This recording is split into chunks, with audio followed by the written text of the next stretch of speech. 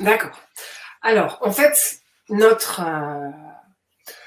nos ressources, notre singularité, nos caractéristiques, qui on est, je les synthétise par nos moteurs et nos talents, c'est-à-dire ce qui nous anime dans la vie, nos quêtes, nos besoins fondamentaux et nos aptitudes. Quand on a identifié l'ensemble de nos quêtes et l'ensemble de nos aptitudes, eh bien, ce sont les ingrédients de notre panoplie, en gros, de super-héros, en fait. Hein. Les contes pour enfants, ils disent ça.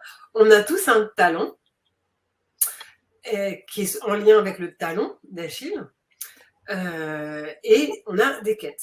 Eh bien, si on fait la somme et si on alchimise, on marie l'ensemble de nos quêtes et de nos talents qui proviennent de nos blessures qu'on a choisies, hein, que notre âme a choisies, eh bien, on retrouve notre domaine d'accomplissement, ce qu'on est venu accomplir. Si je suis venu pour guérir, eh bien, j'ai nécessairement un talent en lien avec la guérison qui vient d'une blessure liée à la maladie.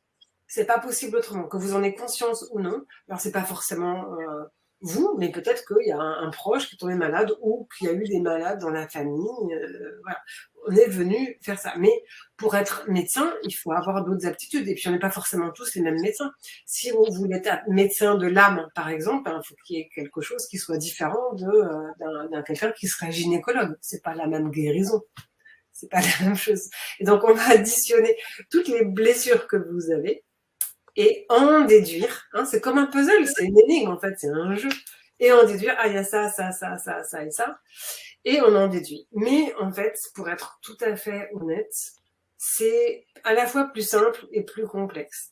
C'est-à-dire, à partir du moment où vous transmutez à l'intérieur de vous les blessures, corps et âme, tête, cœur, corps, comme c'est dit dans la tradition perse de Zarathustra.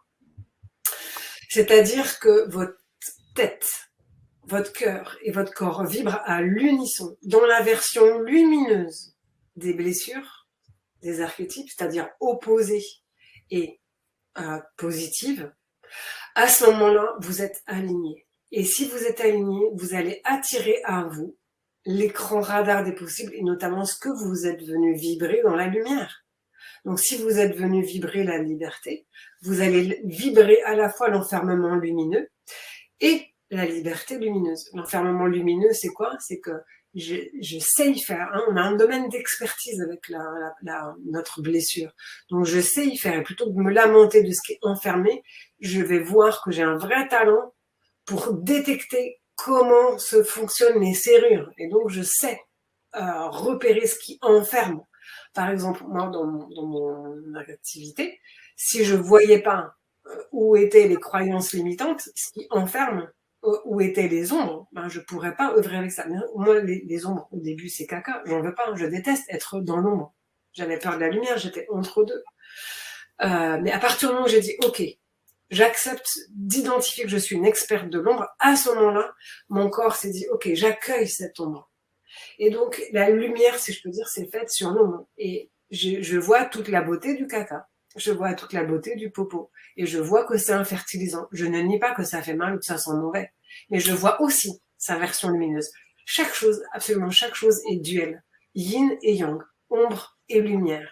Et peut l'être, hein, ça c'est la physique quantique qui le montre, elle varie en fonction de l'observateur. Quelqu'un va voir un magnifique tableau et va le trouver somptueux, et quelqu'un, parce qu'il a une autre histoire, va le trouver mauvais. Le but du jeu, c'est de passer du côté obscur de la force pour chaque chose. Et cette vibration-là qui va générer les synchronicités, les prises de conscience, les nouvelles idées, les nouvelles rencontres. En plus du travail qu'on fait cérébralement, il y a quelque chose qui va se transformer dans le corps. Et donc, ça va attirer l'équivalent lumineux et ça va nous propulser sur notre mission de vie.